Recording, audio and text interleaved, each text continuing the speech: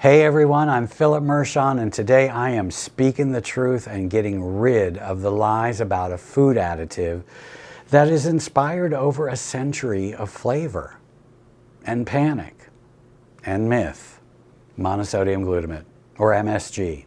So, is it a secret weapon for chefs, or is it a toxic chemical? Well, let's get cooking. Yes, I did.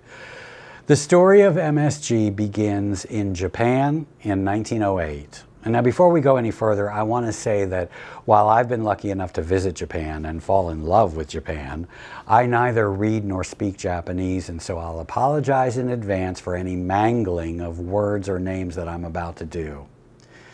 A chemist named Kikunae Ikeda was eating kombu seaweed broth when he noticed a savory flavor that didn't fit into any of the 4 known tastes. He isolated that compound, glutamic acid, and he produced it in a stable salt form, MSG. He named the taste umami, which is Japanese for delicious savory taste. This discovery was the first step in understanding the 5th basic taste to join sweet, sour, salty, and bitter. Ikeda commercialized MSG under the brand name Ajinomoto, and it was a massive success in Japan, and it quickly spread throughout Asia, valued for its ability to make food taste richer and more satisfying. And the glutamate in MSG is chemically indistinguishable from the glutamate that's naturally found in foods like aged Parmesan cheese, tomatoes, and mushrooms. Your body processes them in the same way. Let me repeat that. Your body processes them in the same way.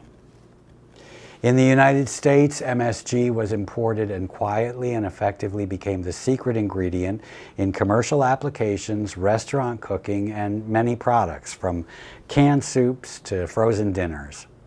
And in 1948, the International Minerals and Chemicals Company of Chicago introduced Accent Flavor Enhancer, which in fact is MSG. It was marketed on a retail grocery level as a way to bring out the natural flavor of food. And Accent enjoyed a place in most American spice racks for the next 20 years. But then in 1968, a Maryland researcher, Dr. Robert Homan Kwok, wrote a letter to the editor of the New England Journal of Medicine describing symptoms like numbness, weakness, and heart palpitations after eating at Chinese restaurants. He speculated that the cause could be cooking wine or salt or MSG, and asked if any of the other readers had any theories of their own. Well, I don't know about the readers, but the media ran with the MSG theory, and the term Chinese restaurant syndrome was born. This single unscientific antidote, combined with anti-Asian sentiment, sparked a public health panic.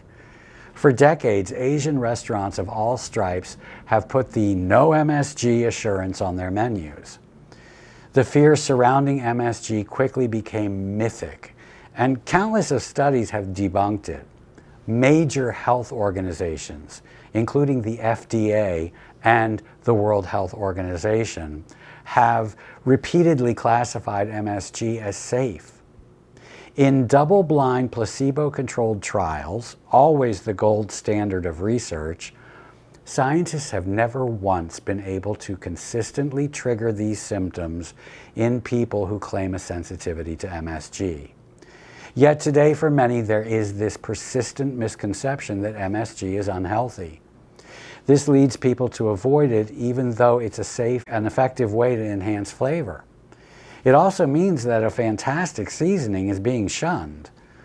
But listen, people in East Asian countries consume over 3 times as much MSG as the average American.